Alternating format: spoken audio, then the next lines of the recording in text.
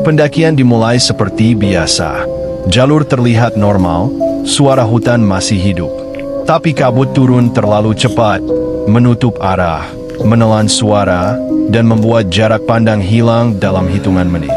Sejak langkah pertama di dalam kabut itu, mereka sebenarnya tidak berjalan sendirian. Di persimpangan, mereka menemukan tanda jalur lama yang sudah ditutup. Tulisan pudar, kayu lapuk, dan kain penanda terikat seperti peringatan. Mereka tahu jalur itu seharusnya dihindari, tapi memilih tetap masuk demi mempersingkat waktu. Keputusan kecil yang mengubah seluruh perjalanan. Semakin dalam, suara hutan menghilang. Tidak ada burung, tidak ada angin. Lalu di antara kabut, muncul satu sosok berdiri diam, terlalu tinggi, terlalu sunyi. Tidak mendekat, tidak pergi, hanya memperhatikan, seolah memastikan siapa yang berani melewati wilayahnya. Setelah mereka turun, semua terasa seperti mimpi buruk sampai foto diperiksa. Di dalam gambar, terlihat satu sosok berdiri sangat dekat di belakang rombongan. Tinggi, jelek, menghadap Kamala.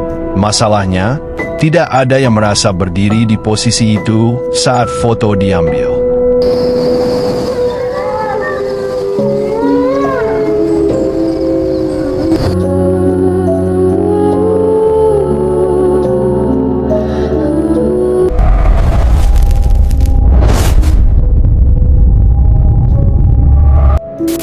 Sore itu, 5 pendaki memulai perjalanan dari base camp Gunung Salak. Udara terasa lembab dan dingin meski matahari belum sepenuhnya tenggelam.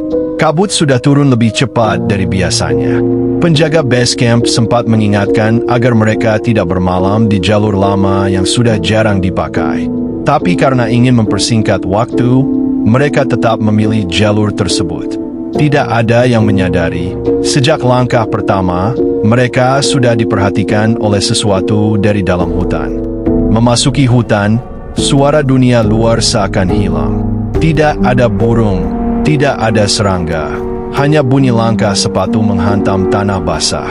Kabut semakin tebal hingga jarak pandang hanya beberapa meter. Salah satu dari mereka mulai merasa seperti mendengar langkah lain mengikuti dari belakang, tapi setiap kali menoleh, jalur itu kosong. Perasaan diawasi mulai muncul, namun mereka mencoba mengabaikannya dan terus naik. Di sebuah persimpangan, mereka menemukan papan kayu lapuk bertuliskan, "Jalur ditutup." Anehnya, tanda itu terlihat sangat tua, seperti sudah bertahun-tahun tidak diganti. Di dekatnya, ada kain putih terikat di batang pohon, tanda yang biasanya dipasang warga lokal untuk penanda tempat angker. Perdebatan terjadi. 2 orang ingin kembali, tapi yang lain bersikeras jalur itu hanya ditutup karena longsor lama. Keputusan diambil, mereka tetap masuk ke jalur terlarang. Semakin dalam mereka masuk, tiba-tiba terdengar suara samar seperti tabuhan gamelan dari kejauhan. Pelan, lalu menghilang, lalu muncul lagi. Tidak mungkin ada pertunjukan di tengah hutan malam seperti ini. Salah satu pendaki mulai gemetar dan berkata suara itu seperti memanggil. Yang lain mengaku mendengar bisikan menyebut namanya sendiri. Mereka sadar, ini bukan suara biasa. Tapi saat mereka mencoba kembali, jalur di belakang sudah tertutup kabut total.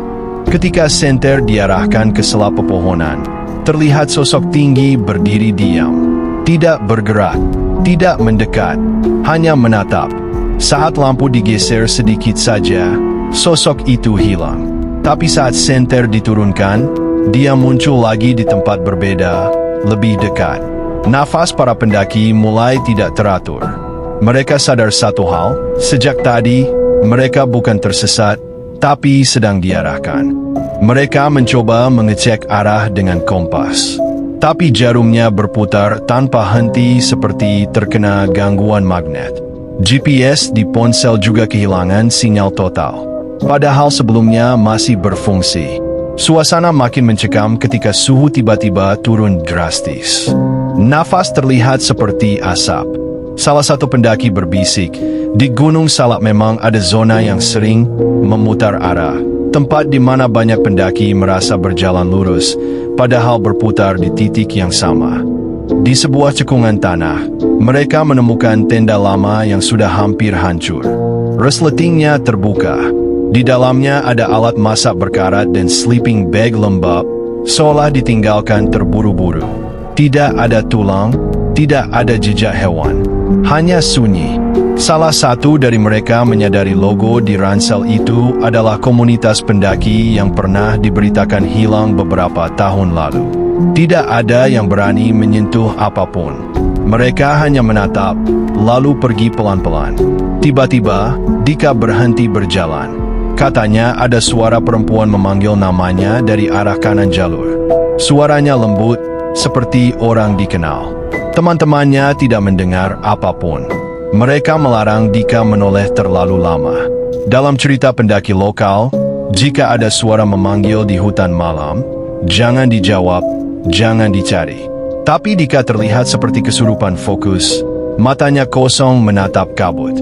Jalur yang dipeta seharusnya berupa punggungan kering, tiba-tiba berubah menjadi tanah basah seperti rawa. Setiap langkah membuat kaki tenggelam. Tidak masuk akal, Gunung Salak bukan jalur berawa di ketinggian ini. Mereka sadar satu hal, medan di sekitar mereka tidak lagi sesuai dengan peta. Seolah-olah mereka berjalan di tempat yang berbeda dari gunung yang sama. Dari belakang barisan terdengar suara Rian memanggil, jelas, panik, meminta tolong. Padahal semua tahu Rian sudah menghilang. Suaranya mendekat, bahkan terdengar langkah berlari. Mereka menyorot ke arah itu, kosong. Tapi suara napasnya masih terdengar, tepat di antara mereka. Seolah sesuatu berjalan di dalam lingkaran tim, tanpa terlihat. Salah satu anggota mulai membaca doa keras-keras. Tapi gema yang kembali terdengar, terbalik. Susunan katanya kacau seperti diputar mundur. Setiap kali doa diulang, gema balasannya makin jelas, seperti ada yang menirukan dengan cara yang salah.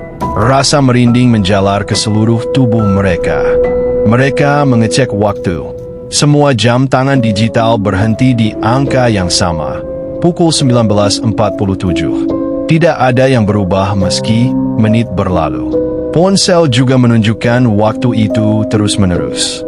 Seolah mereka terjebak di satu potongan waktu yang tidak bergerak. Salah satu pendaki berbisik, katanya di Salak ada waktu yang bisa berhenti kalau kita masuk wilayahnya. Sosok tinggi itu muncul lagi, kali ini jauh lebih dekat. Detail tubuhnya mulai terlihat, lengannya terlalu panjang hingga hampir menyentuh tanah. Kepalanya sedikit miring, seperti mengamati dengan rasa ingin tahu. Tidak ada ekspresi wajah yang bisa terbaca, hanya bidang gelap. Tidak ada niat menyerang, hanya mengawasi.